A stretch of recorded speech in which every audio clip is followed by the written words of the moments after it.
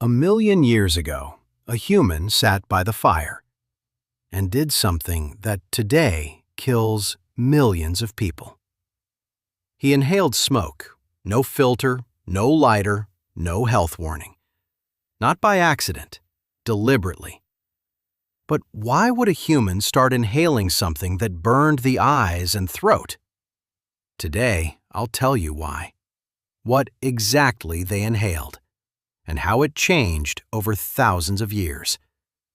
And at the end, one fact that will explain something about you personally, especially if you smoke and have wanted to quit for a long time, but can't, and don't understand why.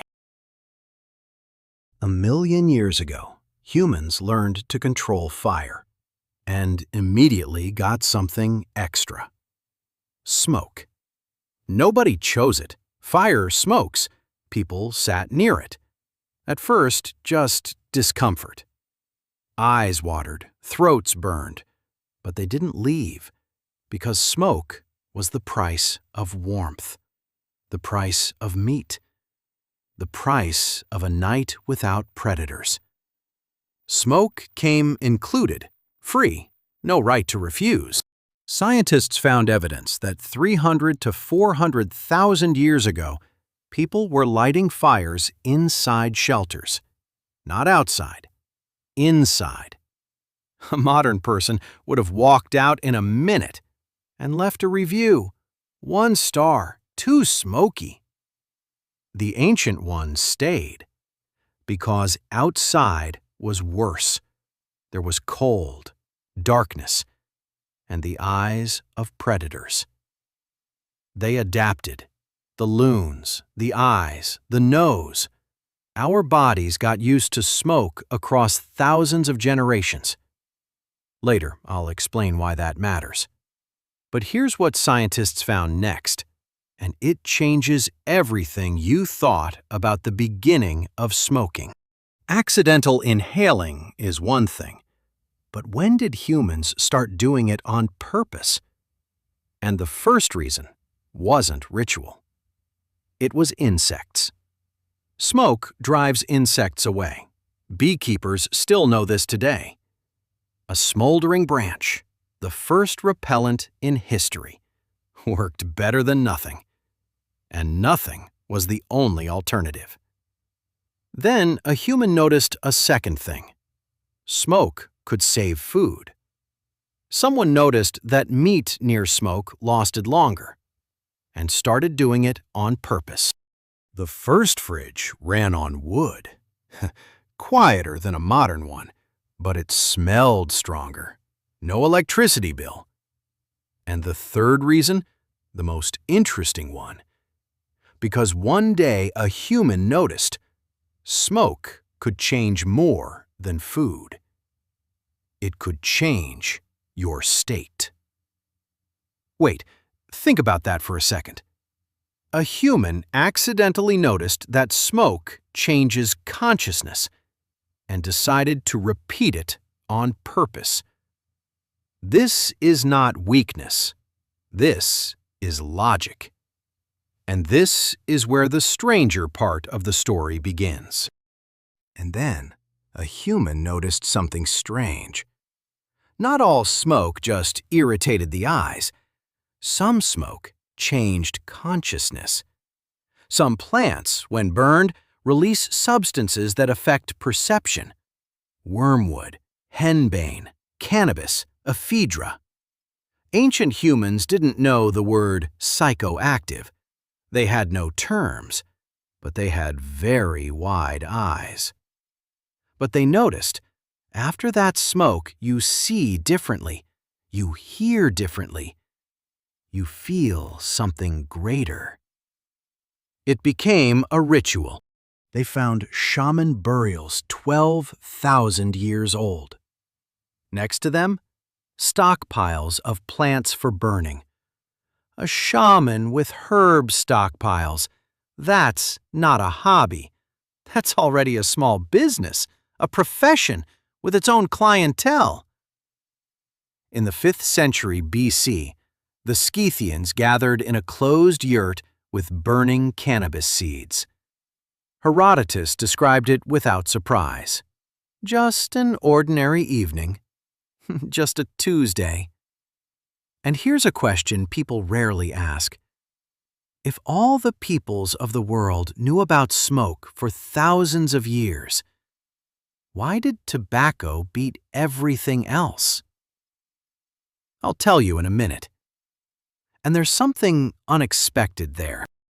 We think the history of smoking began with tobacco, but tobacco arrived almost at the very end. It reached Europe only after 1492. By the time tobacco reached Europe, humans were already ready, not for tobacco, for smoke. Before tobacco, people had already spent thousands of years deliberately inhaling smoke from different plants. To this, that sounds strange. To an ancient human, not at all. He already knew. Smoke could warm, protect, preserve food, drive away insects, and change your state. Tobacco simply joined a long queue. It came last and took all the glory. But ancient smoke and a cigarette are not the same thing. And this is where the trap begins. Why does the smell of a campfire fill you with something warm, even if you've never smoked? Because a million years of evolution linked smoke with safety. Smoke meant fire. Fire meant warmth, food, protection, your people nearby. The brain receives the signal smoke, and somewhere deep inside, you are safe. The brain says, "Oh, a campfire. That means we won't be eaten today." This is not the romance of a campfire. This is a million years of memory that lives deeper than words. Nicotine amplified this craving chemically. But the craving for smoke existed long before nicotine. The tobacco industry didn't create it. It just found it and used it. And here's the personal part. Doctors say smoking is harmful. That is true. But nobody says that the craving for smoke is not just weakness. It is evolutionary memory, a million years old. That's why it's so hard.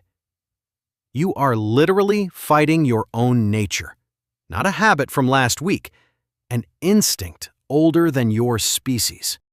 And here's what scientists seriously discuss. Without fire, there would be no such large brine. Cooked food gave more energy.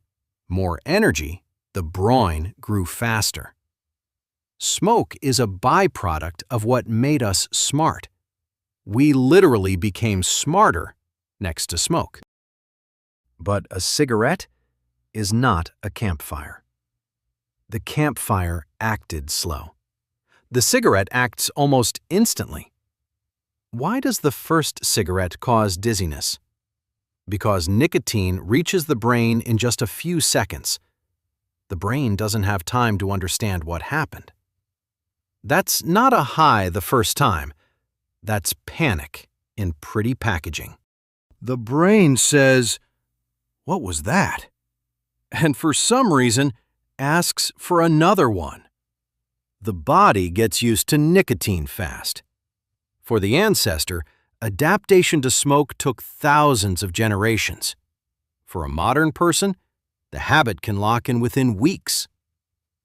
Evolution gave the ancestor time. Nicotine does not give you that time. It speeds the process up. And that's exactly why the addiction feels so fast. You are not necessarily weak because you got hooked. The speed was just different. And here, a strange question appears. Why did people on different continents keep returning to smoke? Native Americans smoked the pipe. In China, they burned special herbs. In Africa, they used smoke in rituals. In India, in medicine. Different continents, different plants, different rituals. But the action was the same. A human takes a plant, lets it smolder, and inhales the smoke. In many places, it appeared independently, not because everyone read the same instruction, but because inside the human, the connection was already there. Smoke, fire, safety, your state change, your attention change, the body remembers. And that's why different cultures kept finding smoke again and again, as if they weren't searching for a plant, but for a button inside themselves.